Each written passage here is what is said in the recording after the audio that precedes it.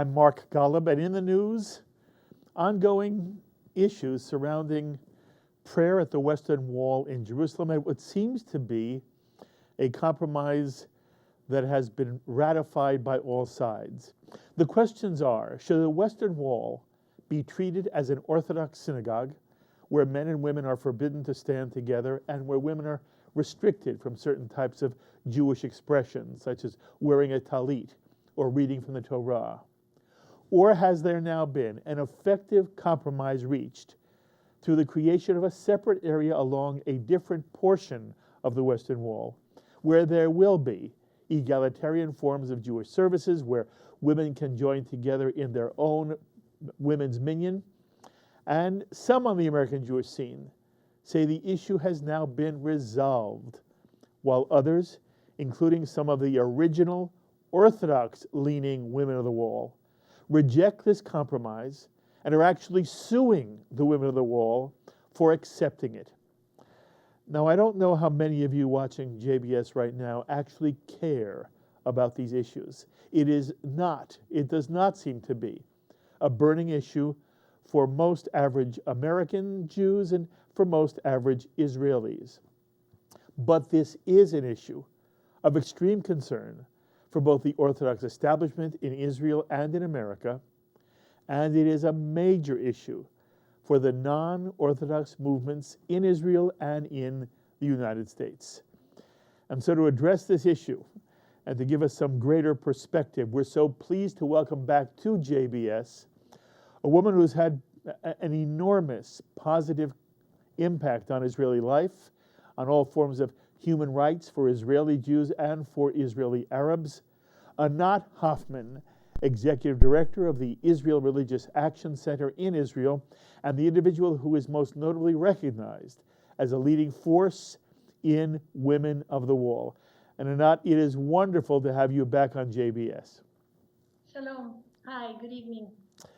Anat, recently we had two individuals on JBS, one a spokesperson for Agudath Israel, Rabbi Avi Shafran, and one an original member of Women of the Wall, feminist activist Phyllis Chesler, and both, for very different reasons, opposed the compromise deal worked out on January 31st, which the Jerusalem Post hails as an historic victory by the Israeli cabinet's approval of an egalitarian prayer site at the Kotel, the Western Wall. First, Anat, can you bring us up to date with how you feel about this compromise and formal status now of the egalitarian section at the Western Wall? Well, the government has made a step in the right direction. The government decided 15-5 to adopt recommendations by the cabinet secretary and his staff to implement a new plaza next to the same Western Wall as the wall we know today. Next to the northern plaza, there'll be a southern plaza, and the practice in the southern plaza is not going to be one of an Orthodox synagogue. It will actually be a liberal, open plaza where the values, and I'm quoting from the recommendations, the values prevailing would be gender equality and pluralism. These are the values that will reign in the southern plaza. Two plazas, one next to each other, one wall for one people, but two ways of practicing. Okay, so Anat, are you totally comfortable with this compromise or this solution? Because the last time we spoke about this, you were worried, number one, the wall would, this new plaza would never get done. And number two, you worried that it would have a second-class feel to it. Do you feel now that the compromise worked out by the Knesset, again, 15-5, as you say, is one you are comfortable with? Our Knesset has 120 members. Now, this was the cabinet of Israel. Right. 15-5. The cabinet decided that. Yeah, I'm still very worried that it will not be implemented. I'm also worried it may be implemented in a way that will not be to our liking. But both these worries are taken care of because we will not move and we will not budge from the women's section until we have a decent, dignified place to move to. So I I don't know if the compromise works or not because it hasn't been implemented yet. And any parent would tell you that once you make a decision on policy, then the issue comes of implementation. The Yes. big test now, the government is, are they going to implement, and are they going to implement in the spirit in which these recommendations were written? And the spirit is one of equality and dignity and respect. If it's not going to be that, then we're not moving. Then nothing happened. Okay. There are two things I want you to comment on. One, according to all the stories that suddenly are appearing in every Anglo-Jewish newspaper here in America, there is going to be a considerable expenditure of money by the Israeli government to double the size of the egalitarian section of the wall near what's called Robinson's Arch. And in addition, it is suggested that once this wall has been, this plaza has been erected, as you just sort of suggested, you and the women of the wall will cease all of your activities on what is now the women's section of the main plaza. Number one, how do you feel about the money that's being spent? And am I correct, you're ready to give up any presence at the traditional plaza?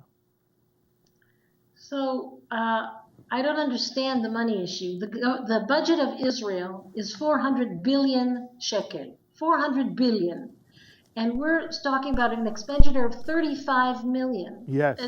It's a speck. Yes. The annual budget of the Western Wall Heritage Foundation, which runs the Northern Plaza, is between 50 and 100 million shekel a year, between 50 and 100. And there's a question about investing 35 million in just making our place decent. I don't see the problem. Mm-hmm. If anything, it's underfunded. Mm-hmm. Do you expect the funding to go through, Anat? Will the money be really spent? What you're asking, do you believe the government of Israel, do you believe the Prime Minister of Israel, do you believe that they will carry through something that they decided? I would like to believe that if they decided that, the budget is an appendix of that decision, that they will actually spend the money. But I would like to believe that our government says something and means it. Yes, Wouldn't you like to believe that? Yeah, I'm not suggesting that there is conscious duplicity here, but we know how politics works, and what we read in the stories is that the ultra-Orthodox are still going to fight even this compromise of a totally separate section, egalitarian and pluralistic in nature, and I'm concerned that perhaps somehow bureaucratic delay will prevent the money from ever being spent. And again, I'm remembering the last conversation we had, and that was one of your concerns, that although Natan Sharansky argued very strongly for this alternative section of the wall, you were worried it would not be built in an attractive fashion, and that the money wouldn't be forthcoming. It's in that context that I ask you whether you feel confident now, because of the cabinet decision, that this new section of the wall will be built in a lovely way, in a way that lets everybody know when they get to the main plaza that off to the right is this southern plaza. We read there'll be no signage telling people about this egalitarian section of the wall, but it will be visible and it will be much more attractive. So again, we made a very distinct point here. People will not be going to the Northern Plaza and then moving to the side. No, no, no. There'll be one entrance. At that one entrance, people will be able to see both plazas and make a choice.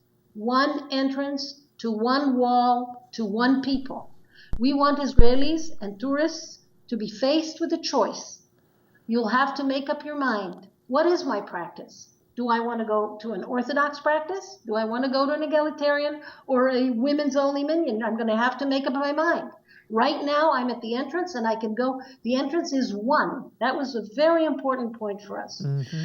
We also share your worry that maybe the government will not move forward. If they don't move forward, we stay at the women's section. And that is a problem for the rabbi of the wall, for the chief rabbis, because every holiday and every new month we're there, and there's quite a bit of friction, and the rabbi would really like to see us move out. But for us to move out, the government has to give us a place to move to, a place that is up to the standards that we set during a 2.5-year negotiation. Yes. Well, good for you. Look, I understand the Orthodox opposition to an egalitarian section of the wall on the traditional plaza, the one that's northern and known to Jews worldwide. I have more of a problem with their opposition to a separate section of the wall by Robinson's Arch, this southern section. Do you have any thoughts what's driving Orthodox opposition to this separate section of the wall? I would say that the Orthodox opposition is the least of the problems of this the negotiation plan. The negotiation. There is a opposition from the archaeologists of Israel. There is opposition of the Jordanian government and the Muslim Waqf. There is opposition from a right-wing organization called Elad that wants to take over that area. I would say the Orthodox are the least of our problems. But I want to correct something you said in the beginning. Please. You said that the original women of the wall are against this compromise and that they are Orthodox. This is not exactly true. You yourself hosted Phyllis Chesler, who is not an Orthodox observant Jew. She is a radical feminist. I would say that there is an ideological difference between Phyllis Chesler and myself. I respect her very much, and I hug her this evening because she really is the one who sparked this whole idea of women of the wall. All right, let me interrupt you for one moment. By the way, the reason I said I linked Orthodoxy to Phyllis Chesler is that when she was on JBS last week, she self-identified as an Orthodox Jew. I don't know how observant she is, but that was the suggestion of her orientation. And I find much more significant this argument presented by Phyllis, who argues that the compromise that the women of the wall have accepted is a form of cowardice and capitulation by women of the wall. And the best analogy to sort of see this would be that of the Black Civil Rights Movement here in America, and the heroic stand taken by Rosa Parks when she refused to sit in the back of the bus and insisted on being in the front of the bus. And Phyllis's argument is, it's as if the women of the wall were never allowed on the bus at all. And this compromise is one where you're saying we'll be happy and willing to sit in the back of the bus. What would you say to that form of in essence, criticism of the compromise? Well, when it comes to the buses in Israel, I don't know if you're aware, but I was the person who led the fight against segregation of buses in Israel. And we moved it from 2,500 rides a day where women were pushed to the back of the bus to now a few hundred, if at all. And in every Israeli bus, every one, there is a sign that I made sure is in every bus. And it says every passenger can sit anywhere they want. I don't need lessons on what is the back of the bus. I can certainly identify the back of the bus when I see it.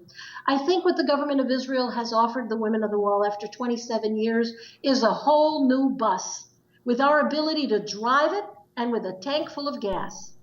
And when it comes to courage and working day after day for 27 years to fight for equality at the Western Wall, the board of the women of the wall, the women who wake up in the snow and came pregnant to the wall, that fought dirty diapers been thrown at us, that went to jail. I think we are in a place to decide what is courage and what is not. I don't think we are a cowardice. In speaking to the Prime Minister of Israel for 2.5 years and coming up with a solution, a historic solution that actually recognizes for the first time that there's more than one way to be Jewish in Israel. And this is a great gift that women of the wall, particularly the original ones, like Phyllis Chesler and her sisters, brought to Israel. But if I may tell you, when a diaspora is a piece of a plant that moves across with wind or with water and arrives to a new place. When a diaspora comes to a new place, it has to adapt. As Charles Darwin teaches us, not the strong survive, not the beautiful survive, not the smart survive, the adaptive survive. We, for 27 years, tried every possible way to get our rights at the women's section. We were 14 years in the Supreme Court. We went to magistrate court, district court. We were jailed. We know everything that can happen.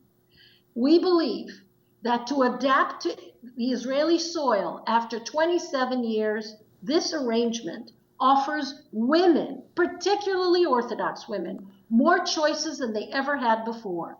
And we are not delighted that we have to compromise, but we believe that we are wise, mature, and we are moving the Jewish people in a right direction.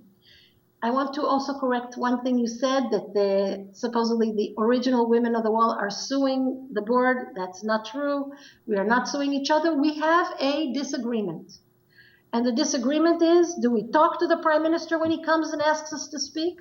Or do we stick to our guns and sit in a telephone booth because we are so few? So in order to make a large coalition as we had, and have Natan Sharansky and all the federations of North America and the reform movement and the conservative movement, both in Israel and abroad, to make such a wide coalition of Jews, I would say the largest coalition of Jews fighting on anything, religion and state in Israel, in order to do that, we had to answer everyone's needs, including our own.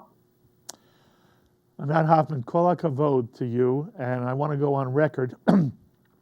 I believe that what you've been able to achieve is, in fact, historic for world Jewry, not simply for the state of Israel, and that you deserve enormous credit. You, and there have been many women and men standing alongside you, arguing for what is, in essence, a comprehensive embracing Jewishness in Israel, and I am thrilled for you, and I just hope now the government follows through, and that the plaza that's created by Robinson's Arch will be as beautiful, as inviting, and one day, Anat, I believe people will walk into the area of the Western Wall. I understand your point. There's going to be one entrance to the entire section of the wall that extends from the southern section at Robinson's Arch through what is now thought of as a traditional plaza, but that one day, Anat, the distinction between the two will be long forgotten, and everybody will believe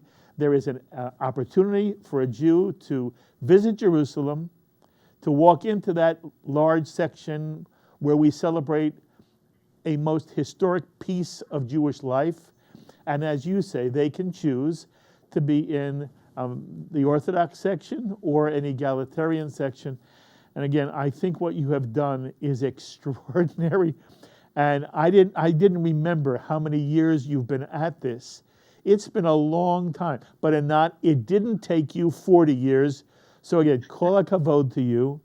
And while I have you, everybody who knows you know, the issue of the Western Wall is not the only issue that you have been courageous yourself in fighting for and fighting against a certain kind of bigotry, even within the Jewish world.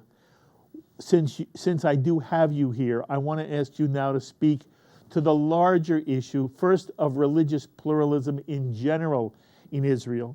Where do you feel that stands now, and what are the challenges that you still need to address? I think one of the sad outcomes of having an Orthodox monopoly in Israel, that there is only one product on the shelf, and that Israelis only know Orthodoxy, and it takes a special person to find that there are other forms of practice in Jewish life. I think one of the sad outcomes is that Israelis lost the ability to dream.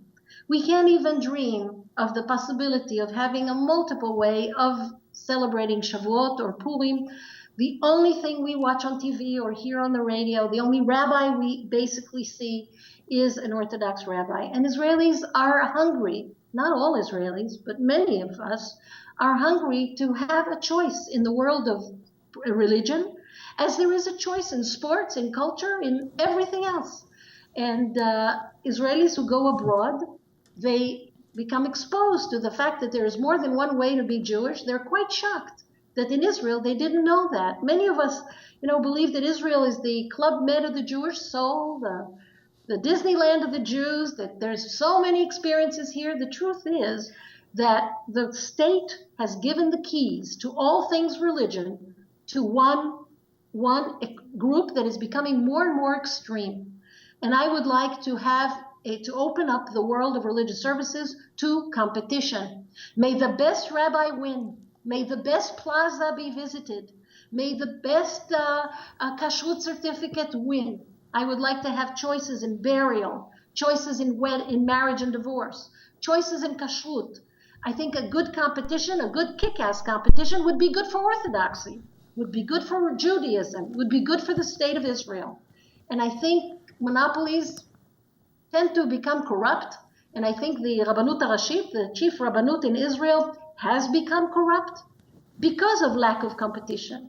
Now look, a place like Bnei Brak, a Orthodox town, for sure will have rabbis who are ultra-Orthodox there. That's fine. But in Tel Aviv and Modi'in, the state of Israel doesn't recognize Reform and conservative rabbis as rabbis. They don't recognize the Hebrew Union College and the Jewish Theological Seminary as institutions of Jewish learning. Do you know the words chutzpah? That's chutzpah. Mm-hmm. How can the whole world recognizes these institutions and the state of Israel doesn't? Who benefits from the fact that only the beard can be recognized as a rabbi in Israel? And who suffers from it? I will tell you who suffers. Israelis are turned off from Orthodoxy and say they're turned off Judaism. That's not fair. Judaism is wonderful with the wealth of experiences, enough for every one of us. Just like the wall will be big enough for all types of worship, so is Judaism. Let's take God out of a shoebox and spread the word. Beautifully said, Anat. Incidentally, am I correct that there will be some change in Israeli law as a result of the new section at the wall? The women of the wall insisted that the criminal sanction that was part of the law of holy places be struck off the law books. So if you recall, some of us, over 50 of us, were arrested and detained by the Jerusalem police. Yes. This will no longer be allowed. The regulation that says anyone performing a religious act contrary to local custom, which offends the feelings of others, is punishable by 6 months imprisonment. This sanction will be erased from the law books. That feels like a major accomplishment, Anat, because very often there is tradition and custom, but still Israel is a country of law, and we all remember when you were hauled off from the women's section of the Western Wall and arrested for wearing a talit and cradling a Sefer Torah in your arms. And what you're telling us is that will no longer be done to any woman, certainly in the southern section of the Western Wall, correct? No, in the northern section, it will no longer be a criminal act. Of course, in the southern section, it will be anything people want to do, we'll welcome. We will be actually very friendly. We want to compete with the plaza, the northern plaza. We're going to try to be as friendly as possible to any girl, any woman, any bar mitzvah boy, special needs or not. We're going to welcome everybody, and we're going to hope that in this competition, we will win, and that in years to come, people will prefer our kind of a plaza to the very strict and becoming stricter northern plaza. I do not doubt you will win. But you do raise one more issue that I want you to address. Every now and then you hear those who are opposed to your position argue that if non-Orthodox movements of Judaism want Israel to be more embracing of non-Orthodoxy, Reform Judaism, conservative Judaism, Reconstructionist Judaism, any form of non-Orthodoxy, then more non-Orthodox Jews should make Aliyah, and if there were 100,000 or more Reform, conservative, non-Orthodox Jews making Aliyah, coming from America, then indigenously there would be an organic change. And the criticism I often hear is that the native Israeli, while you're right, is turned off to Judaism in general in a horrible way.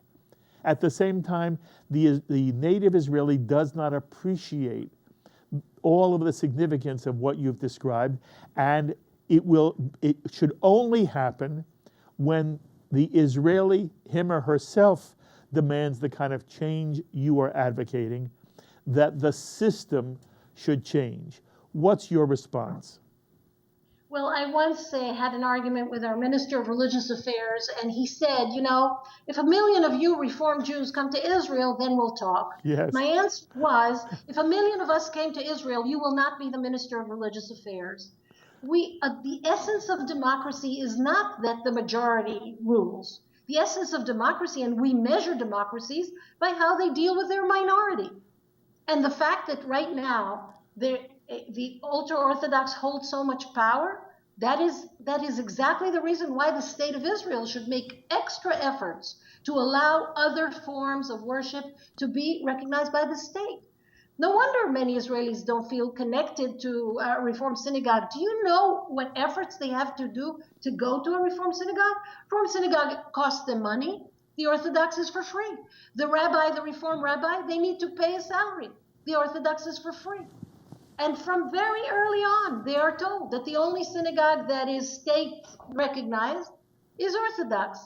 I think it's counterintuitive and wonderful that the Reform conservative movement have been able to, even despite all this, have 100 thriving congregations across Israel. Yes. We are measured by how we deal with the minority, and the Minister of Religious Affairs should make extra efforts to allow other forms of worship to happen. The fact that the minister is blatantly inciting against women of the wall, that is absolutely unacceptable. Anat Hoffman, mitzuyan, mitzuyan, mitzuyan, kol hakavod. We will cheer you on in your work, and you will always have a platform here at JBS. My own hope is that the American Jewish audience watching right now, even if they are very committed to Orthodoxy, really understand your perspective, and it is one of Klal Yisrael that I hope every American Jew, and ultimately every Jew in Israel and every Jew worldwide, adopts. And we are so lucky to have your voice on the world Jewish scene. And I thank you again for spending time with us here on JBS. Thank you. Good night. Talk to you soon. The thoughts of Anat Hoffman, Executive Director of the Israel Religious Action Center, and the individual who is really at the forefront of an organization known as Women of the Wall, and you've heard the kind of progress she's made. So what are your views? Do you support the compromised creation of an egalitarian section of the Western Wall near Robinson's Arch? Or do you feel the Women of the Wall have, in some way, they're guilty of a failure of the nerve, as Phyllis Chesler has suggested? Or do you feel the issue entirely is overblown? Please share your thoughts with us. You can email me or write me. You can post on our Facebook page or tweet me. I look forward to hearing from you. My thanks as always to our director Sloan Copeland, production coordinator Serge Goldberg, JBS's associate director Dara Golub, and the producer of this edition of In the News, Carol Lilienthal. Until the next time, I'm Mark Golub. Be well, my friends.